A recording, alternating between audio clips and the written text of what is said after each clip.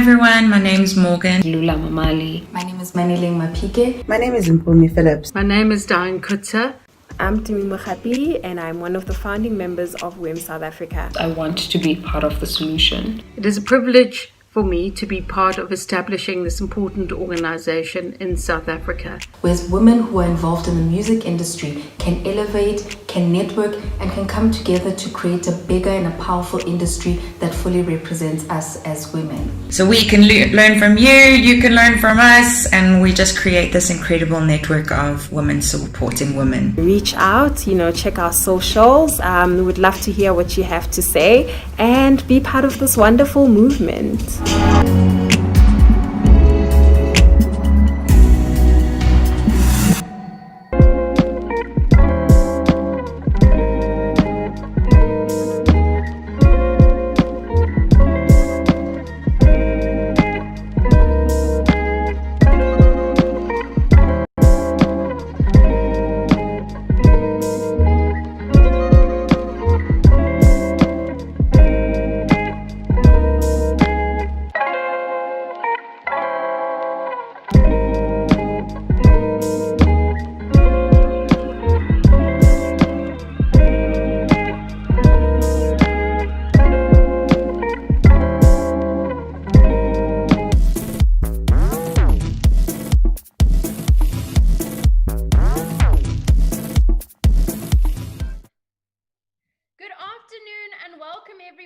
From across the world to this very, very special panel today, hosted by Women in Music in association with the City of Johannesburg Arts Life and proudly backed by or partnered with the Gauteng Film Commission.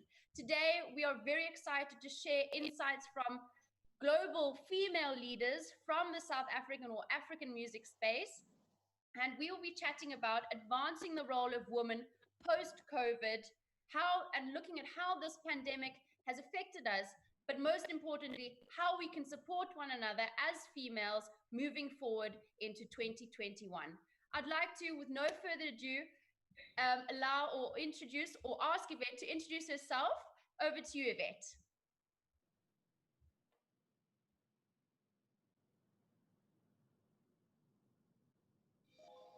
Perhaps we can move over. Sorry, just a little technical difficulty.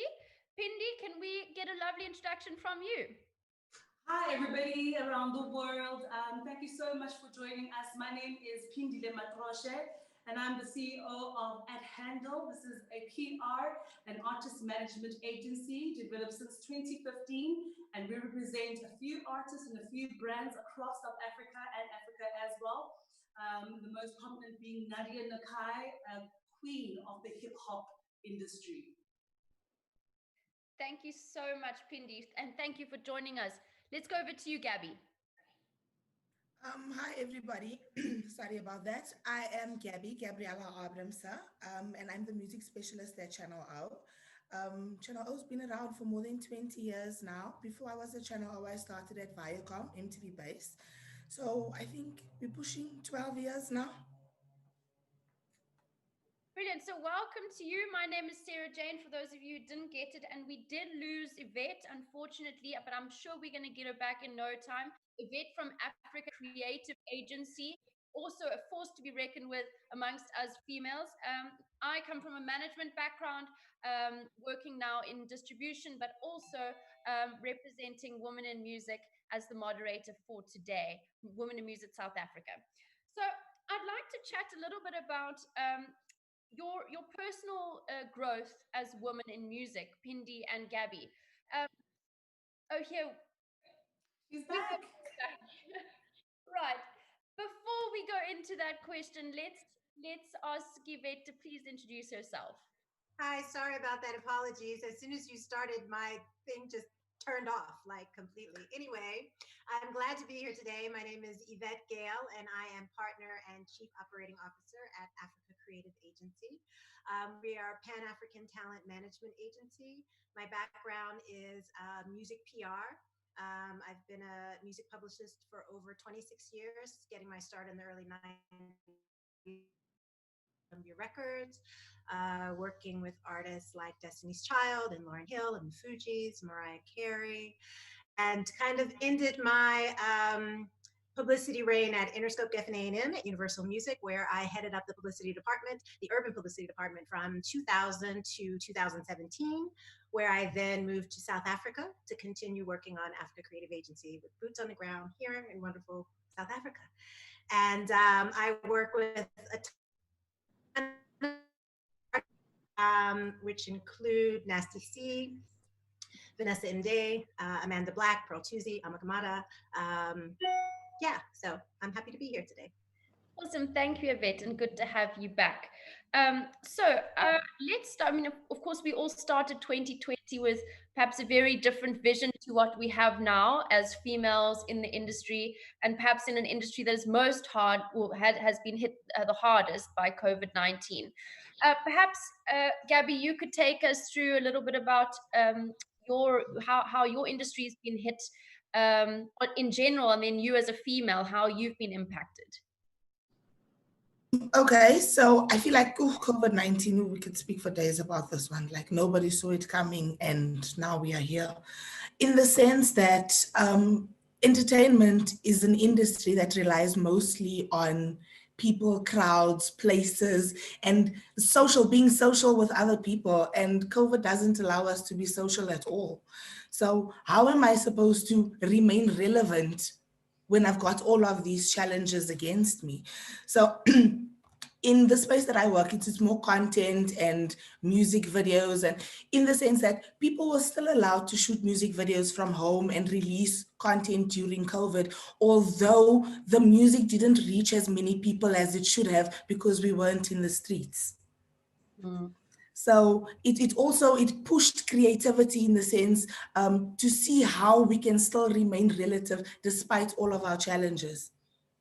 And of course, I guess, without the revenue from live, creating the content, I mean, Yvette, you work with some mega, or both you and Pindi work with mega stars. How has it impacted, the lack of cash flow, the creation of content to amplify releases? Well, I mean, we all took that devastating hit from live, because live makes up 90 to 95% of everything that we do. We were fortunate enough, though, that many of my artists are signed to major labels. So the labels kicked in. For Nasty C, for example, we were launching a new album. We were supposed to be in the US. We were supposed to be touring. We just got him signed to Def Jam Records in America. And so we had to pivot, and, right before, I think maybe we had 3 days notice about lockdown, we were very fortunate that our partners at Universal Music got him all the cameras, all the things that he needed to do to shoot TV performances, and do interviews and do everything from home. We even had our first national US television debut on Seth Meyers. And I saw Spotify banner on Times Square. And TI. We were. And you, Pindi, for you and yeah, so our story is actually a very sad one. I don't know if she's coming back. Should I carry on? Sorry, Yvette. Okay. Yeah, I think it's okay. Carry on, Yvette. I'm just going to move. I don't know why I'm having so much trouble at the moment. No problem. Let's go on to Pindi.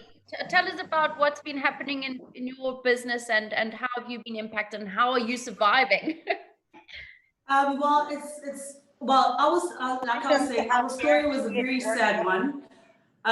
We literally had just confirmed a trip to the USA for the South by Southwest concert, which is a huge one in Texas.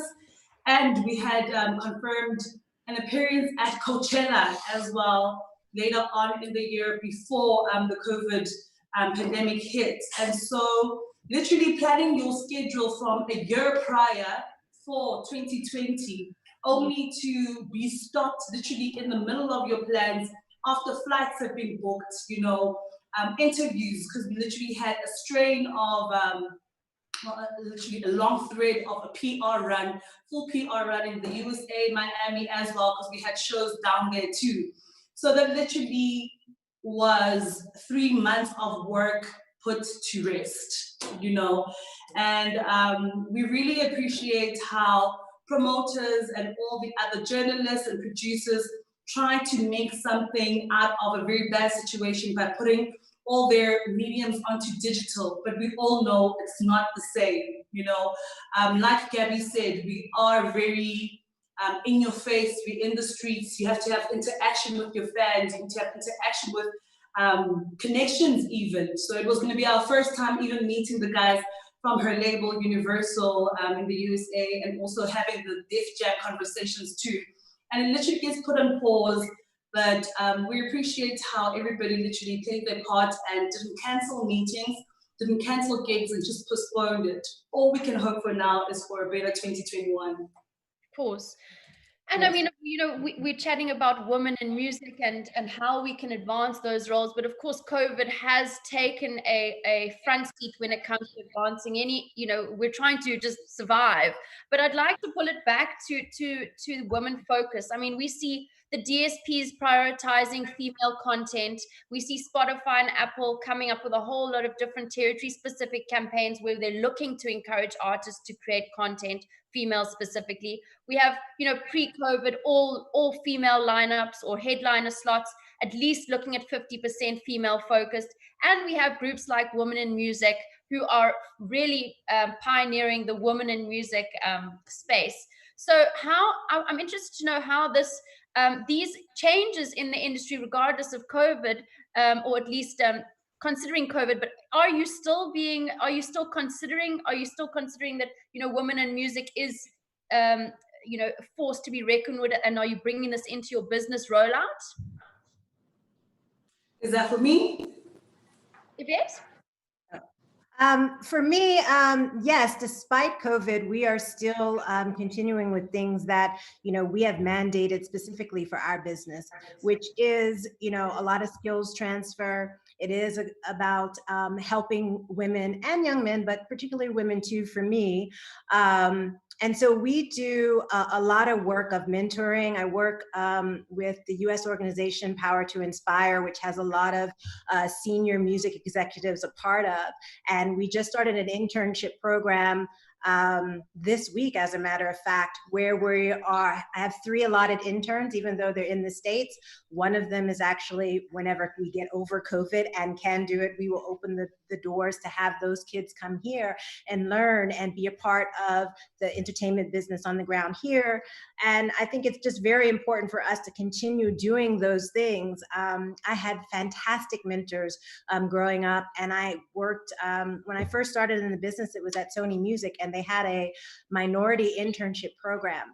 And I think I've tried to live my entire career by the tenets that they taught us in that program, by reaching out and sharing information. And let me give you this information, and all you need to do is be able to pass it on to somebody else and help somebody else out. So, you know, within my company, that's a very strong motto that we have. And, you know, COVID might have knocked us back a little bit, but despite COVID, we are still progressing and trying to do those things that are very important for us to do. Brilliant. Yes, Jay, I just want to loop into what Yvette just said right now, in the sense that that's why panel discussions like this is so important. It puts us on the platform where people that might not necessarily be exposed to the industry can learn about it. And I think also it's very important because we're behind the scenes, essentially, you know. So they see the Nadia Nakais, they see the Nasty C's and the Pearl 2C's, and they look up to those, not knowing that there actually are more ventures, not necessarily in front of the camera, you know. And I think coming from a background where I went to an art school, so I was at the National School of the Arts, and I always thought I was going to be a drama student for the rest of my life, to become a thespian and do the acting, until I went to university and got onto platforms like this where I was watching, and I was just like, you know, there really is something behind the scenes. And if it's not a financially driven thing for you, it's a passion thing. So it was a passion thing for me at the beginning, until I realized as an independent, you know, somebody who wants to work independently for a long time, get behind the scenes, you know, find your feet and know the business behind the business. Before you literally just say, I'm quitting high school, I'm quitting matric because I want to be the next Pearl Tusi.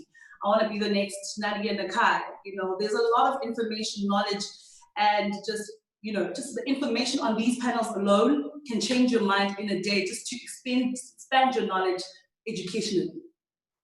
So it's very encouraging to hear that you know, these values, you know, that were pre-COVID are still shining through. I think that's super important. I'm interested to know, you know, as executives, we are advancing fellow executives, but how important is it for our artists, our artist teams, male or female? Do you see that same mentality coming through with them? I think it's well, I guess I think it may be just a little bit different because they're seen as competitors.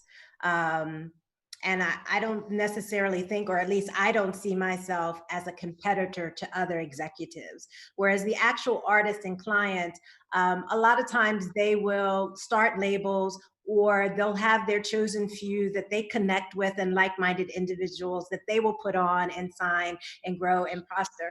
But I think artists do it more and more less because of the competitive nature that they have against each other to sell their product and make the name for themselves. So I think it's more difficult for them to do it as opposed to for us on the executive side and the background side to, you know, grow the industry.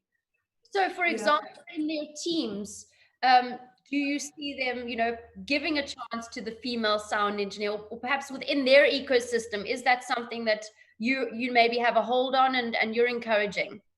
Yes, and I will say, at least from my my actors, you know, they have made it a point, like for their films and movies they're doing, to try and have as much as an all-black cast as possible. I think Pearl Tusi and Netflix, they did a great job at making sure that the production, that was a focus, because that was, you know, and as many females as possible. That was her focus, and she was driving toward that. I think that in our music artists as well, they will look to, and it's probably more pertinent in America, where, you know, we don't have a lot of Black photographers or Black artists, and here in Africa, you know, we do. So I'm seeing the difference between that. But I think our artists are aware of it and do make smart choices to try to, you know, bring their fellow men around. Stunning. And Gabby, you've got a lot of you know, content coming past your desk every day, and I'm sure a lot of the people out there that are watching look up to you as a female, you know, head of channel. Really, I mean, I know your name has been out there for many years, and even when I was much younger, I was like, oh, flip, I hope Gabby plays my music video. How much do you you know, look out for supporting the fellow female? Is it just you know, content, or do you have maybe that soft spot for the female that has the content that's just as good but happens to be a female? Honestly speaking, being a female, you're always trying to level out with the other females, in the sense, like I said, being a woman, it's almost like we're secondary in society. So us being secondary in society, I want to push us more in that sense. I was thinking about what you said, and Shoma Josie just popped into my head, in the sense of how she crossed over. And Makadzi is another one. A strong Black female who people, like, we undermine you, but you shine through everything. You come back thriving. So there's definitely a lot. And I believe that the content should speak first, content and music first, and then my feelings can follow. Awesome. Pindi, did you have anything you wanted to add to that?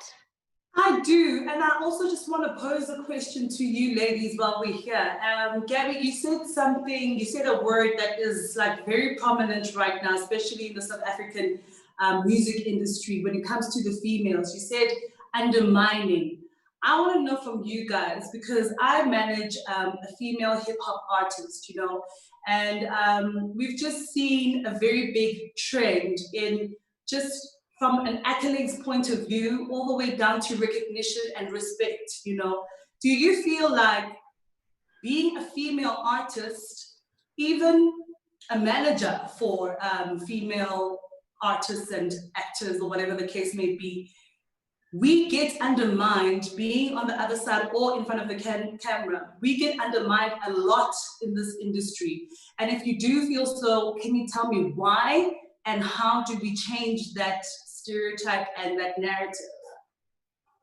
Indeed, I feel like this thing goes back before our times. It's way before any of us were around. It's something that has been engraved in us, in the sense that being a woman in the industry, I'm going to have to work twice as hard for the same recognition as my fellow male counterparts.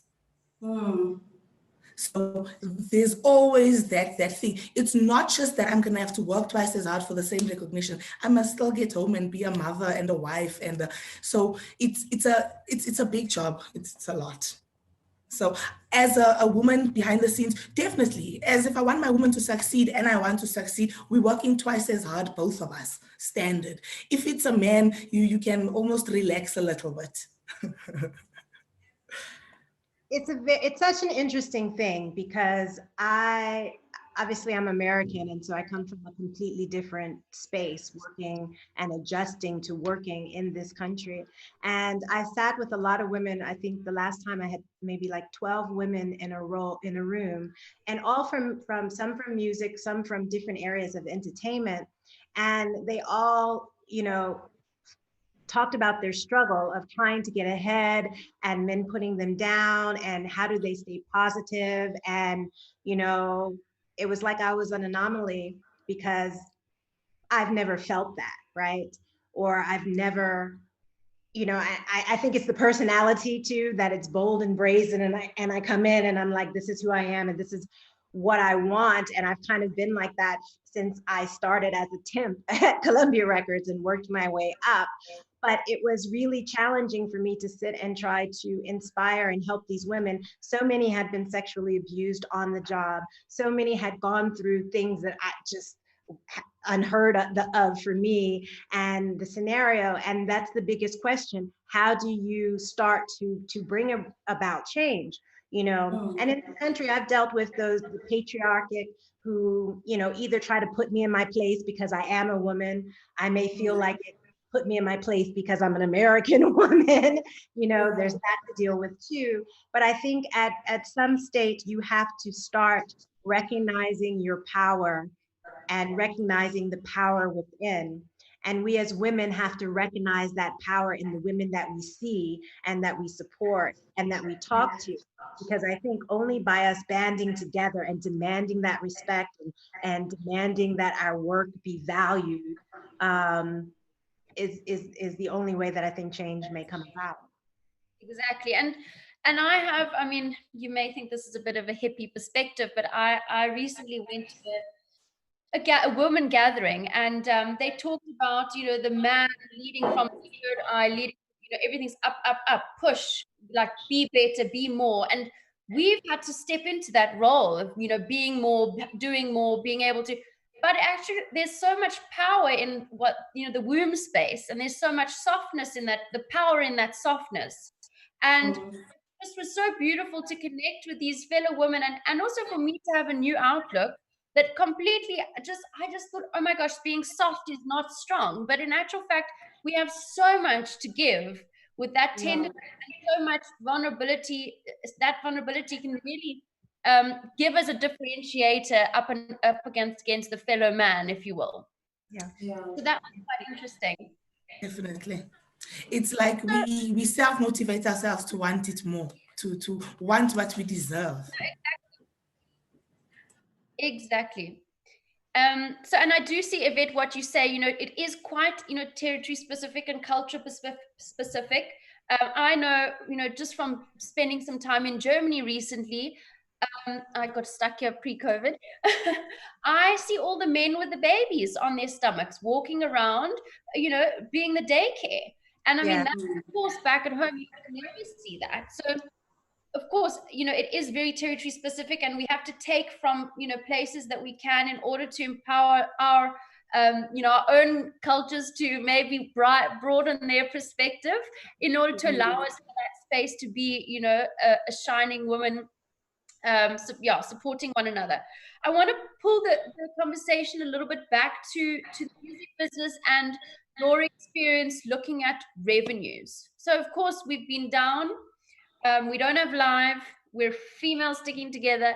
How have you been coming up with innovative ways to progress, through this year and into 2021?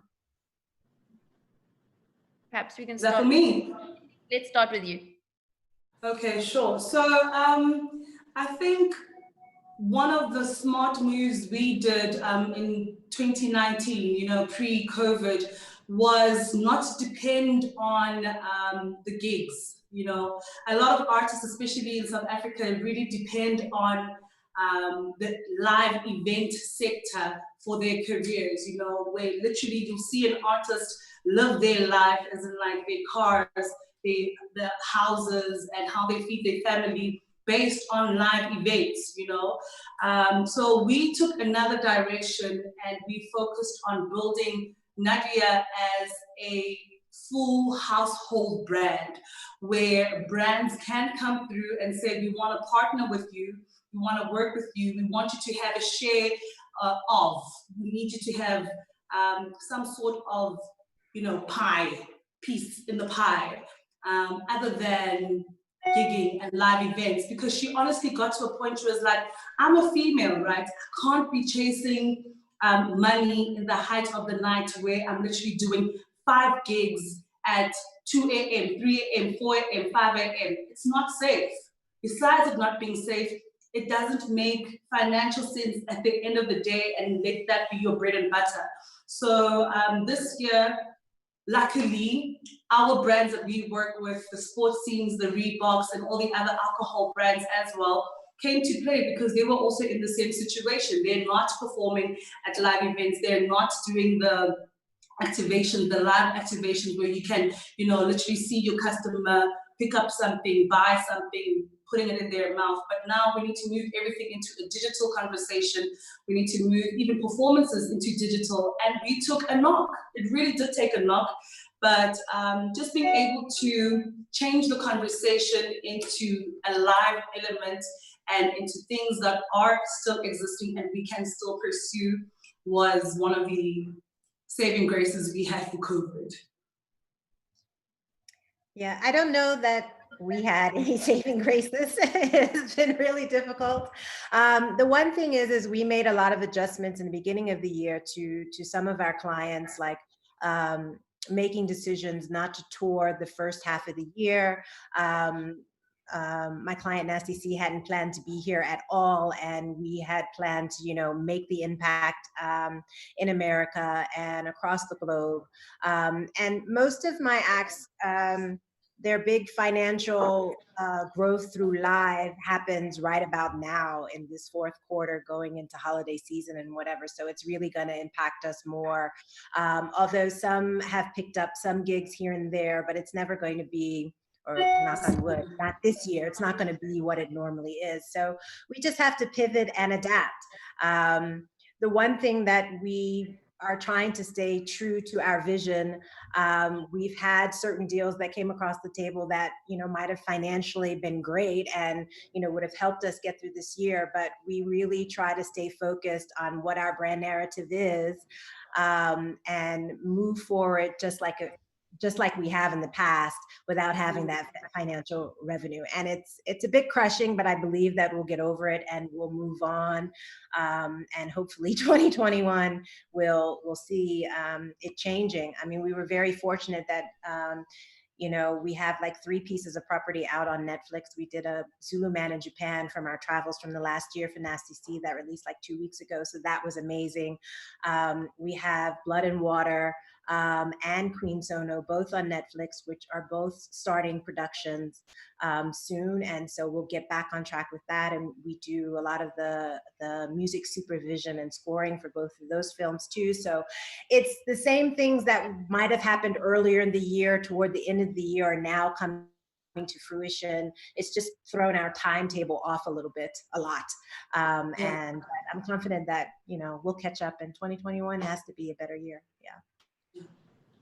Interesting. So you have brand acquisition or continuing repositioning yourself earlier before COVID, which has actually had you now in a sort of better space, if you will.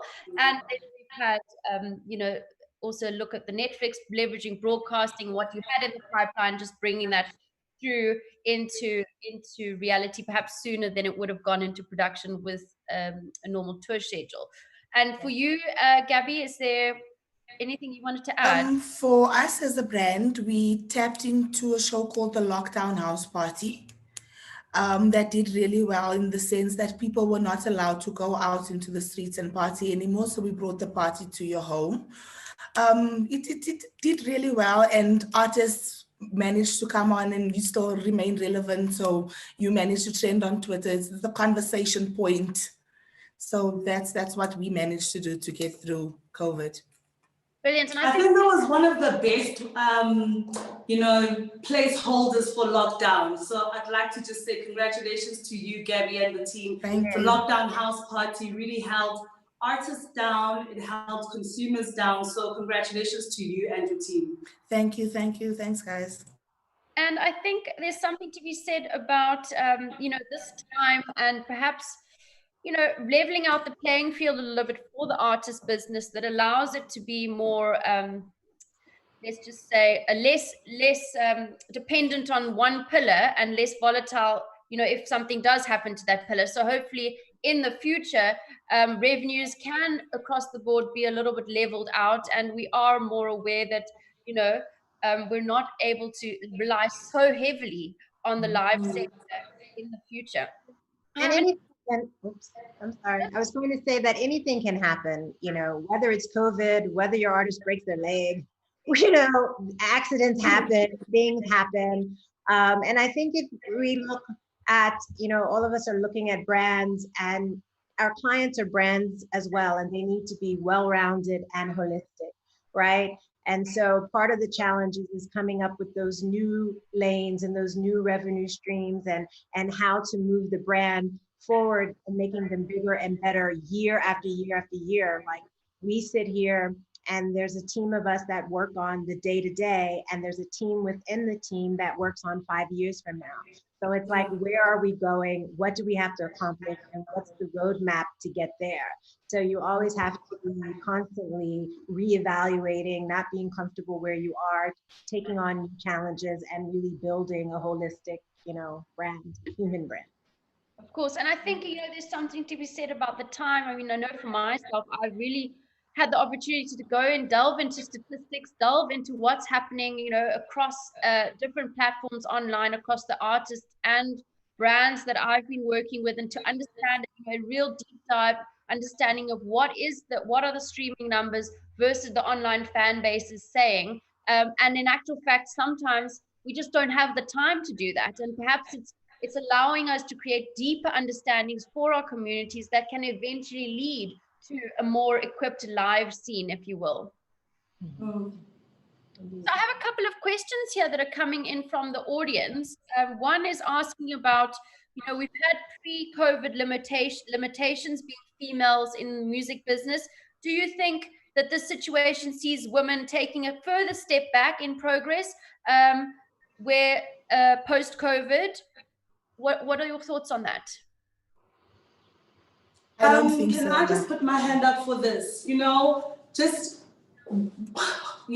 and I had a conversation, previous conversation as well. And we're like, as women, like you said, Gabby, we're already taking a lot of L's. And one of the L's that I would like to highlight is that, especially in our country, right now, the whole GBV conversation. So not only are we living in a pandemic, but we saw a high spike of GBV cases, and it just really instills a real sense of fear, for the women. And as a company where I'm working with a lot of women, and we are all that we have, and we need to trust one another and only hope that our brothers and our fathers are taking care of us. And when the situation is not necessarily that, we are still in the pandemic on top of that, you know. So it is hard, and definitely 100% from my side, we are taking a few steps back because we really didn't need the next pandemic when we are in something that we're forced to be globally, you know what I mean? So it is a step back, but in every situation, we pray for a ray of light. And if I can ask a question, Pindi and Gabby, what do you think that we can do to help speed up the process of moving it more forward? You know what I mean? What is it that we can do besides talking about it and besides, you know, making everyone aware of it? But what can we physically do that might help the situation? I think that we should live by our words. We need to live by what we say, and in the sense where, with the GBV that Pindi just mentioned, you don't find men calling their brothers out. Right. No, I exactly. And sorry to butt in here, but I do agree. I mean, it's all good and well speaking about, you know, we are women and we stand together, but unfortunately, time and time again, women do talk, and women do like to do naughty things sometimes and talk about other women's behind their backs, where men aren't inclined to do that as much, and it can get very hurtful. So, you know, I think, as you say, stand by your word, be honest. If you have a problem with someone, say it to their face, and if not, then keep it simple. You touched on something there too that is very important, is that the men in our lives and the businessmen that we work with that are like-minded with us, they have to stand up for us. Yes. And they have to hold each other accountable. And when they see their fellow brother doing something that's completely unacceptable and inappropriate, they need to call them out on it, because unless they join with us, then they're the problem too. Yeah. Yes, I think it goes for females and males. No, I mean, we all have to, whether it's a male or female, if there's something being, you know, that's being said that isn't right, that isn't going to leave a good taste in anyone's mouth, then it's up to all of us to be that stand, regardless of gender. Thank you. So I've got another question here from the audience that's coming up. And please, if there are any other questions, just put them in the column on the right-hand side over here. So here's a comment. What is the value of collaboration for women in the music industry, especially surviving COVID? Okay, we've answered that one, sorry. People loving it, saying thank you so much, loving what the future of women in the business looks like. Do we do enough as women to advance do we think as women we are doing enough to advance our own agenda, even pre-COVID? I don't think it can never be enough, to be honest with you. It can never be enough, purely because, yes, we want to say as women, we're going to get together, we're going to combat all these challenges, we need to support one another, blah, blah, blah.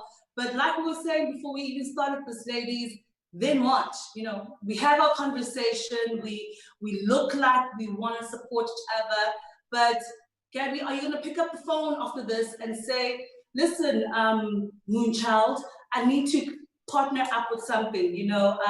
Personally, I'd like to pick up the conversation and collaborate with a lot of people, but to be honest with you, especially in our industry, because it's so saturated and everybody is doing almost the same thing and trying to get to the same place, it's tough. It really is tough, with it being a competitive industry. But at the end of the day, look, it is what it is. And I just want to challenge us as females to walk the talk, because it's really good and dandy having these conversations where we look good on screen and say, women unite.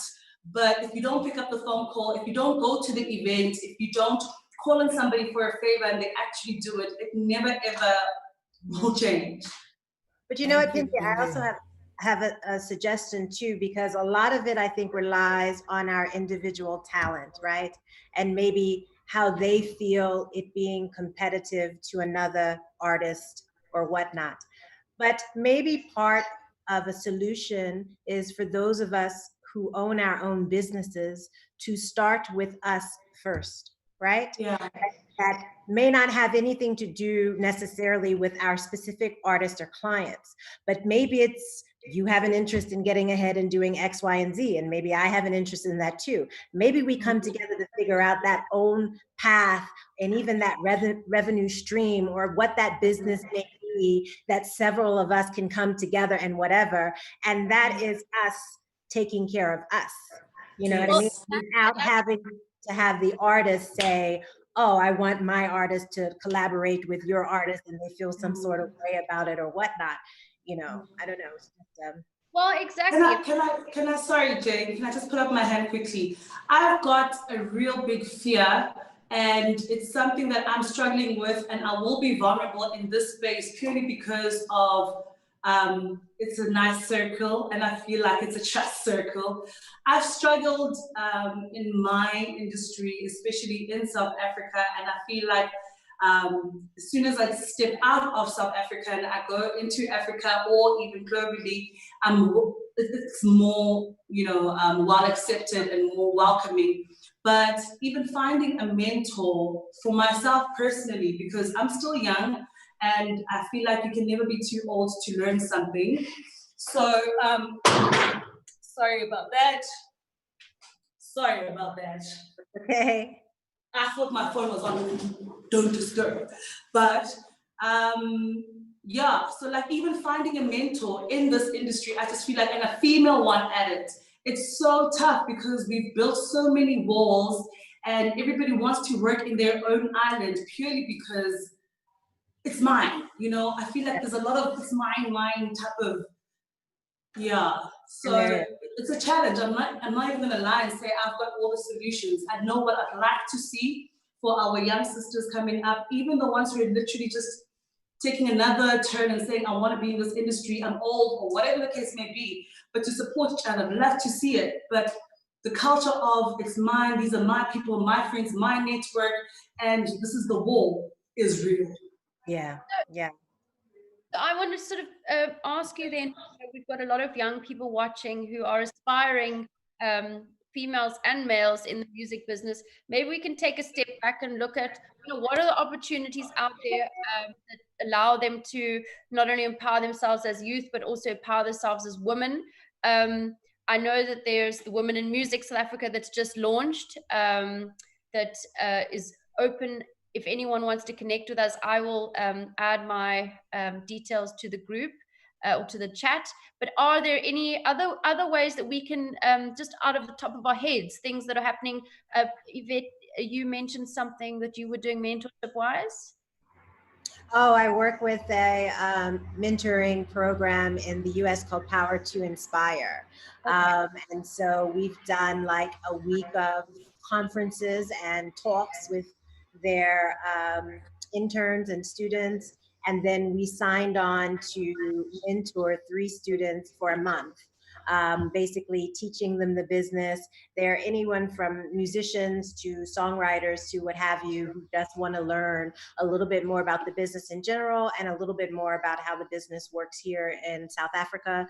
And hopefully we'll be able to, in the future, do trade exchanges where we would have a couple interns come here and be on the ground and maybe get within my company and maybe several other companies that want to join just to be part of that program. So, I was very fortunate that 2 well-known music executive, Ray Chu and Vivian Scott Chu, who kind of were like my mentors growing up in the music business, and a hell of a lot of mentors to a whole lot of people, that they come together and they put this foundation together to make sure that the spirit of how we grew up in the music business is kind of continued in the people that we are bringing along with us. So, and maybe it's and it's hard to do.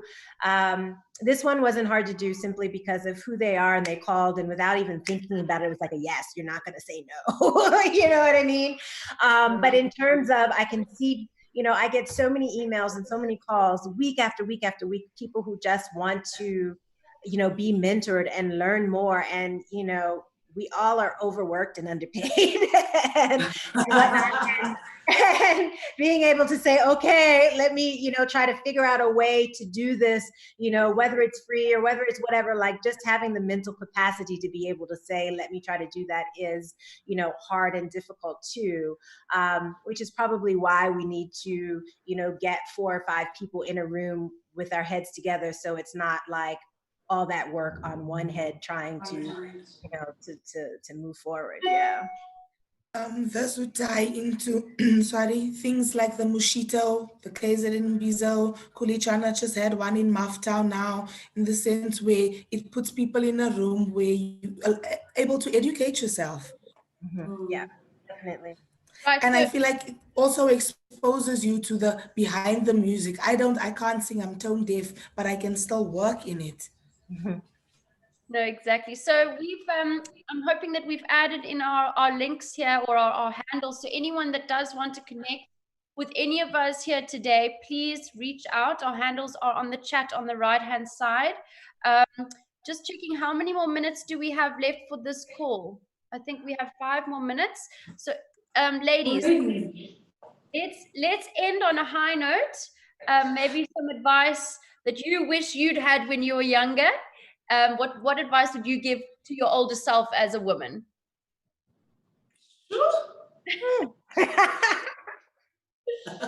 Maybe. I'll go first. I would tell my younger self to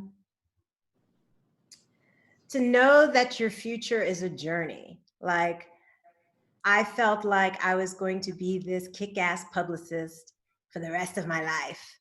And, there became a time and an age where I began to pivot, and I had kids, and I completely started another luxury home business. And, you would have never been able to tell me then that I would have opened my mind enough to say I was going to move and change continents and start a whole new life in a whole new place and whatever. And I want to say that so many of us have that imposter syndrome that you're feeling. Get over it and know that you're kick-ass and badass, and know that the journey ahead may not be an easy one, but it's your journey. So fight the good fight, and keep an open mind and keep a broad mind and not be closed-minded. Awesome. Well, that's very, very special and profound. Gabby, do you want to go next? Okay, I would say to my younger self that other than aluta continua, like the struggle is not going to end anytime soon, you need to continue. I'll also tell myself that you live every day, you die once. Wow. That's what I tell myself. Well said. We're all getting some of this today. Yeah, I can feel it. I want to tell my younger self that keep saying yes. You may feel like you're overextending yourself. You may feel like you're doing too much. It works out at the end. Nothing is impossible, and you are your own best bet. There's nobody who's going to take care of yourself the way you take care of yourself. Keep saying yes. Listen to the universe. Don't talk too much. Open your ears and learn something. Well, that's very special. Well, Yvette, Pinda, Gabby, thank you so much on behalf of Women in Music. Thank you for having us. City of Johannesburg, thank you for supporting Arts Life. Thank you so much. Partnership with Gauteng Film Commission. Really, it makes such an impact when we all come together and have these really important conversations that are often overlooked. So with all the best from Berlin, we're signing out. Women in Music, thank you. Well done. Thank you. Bye. Bye. Thank you. Cheers. Thank you. Thank you so much.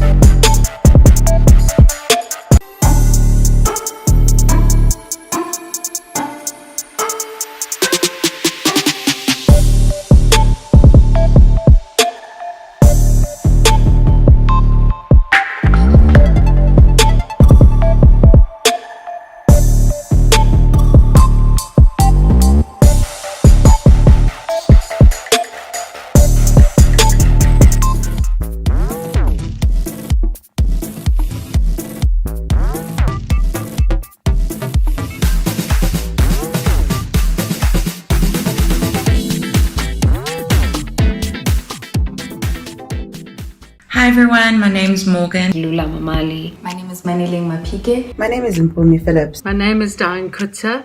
I'm Tumi Mohapi, and I'm one of the founding members of WIM South Africa. I want to be part of the solution. It is a privilege for me to be part of establishing this important organization in South Africa. Whereas women who are involved in the music industry can elevate, can network, and can come together to create a bigger and a powerful industry that fully represents us as women. So we can learn from you, you can learn from us, and we just create this incredible network of women supporting women. Reach out, check our socials. We would love to hear what you have to say and be part of this wonderful movement.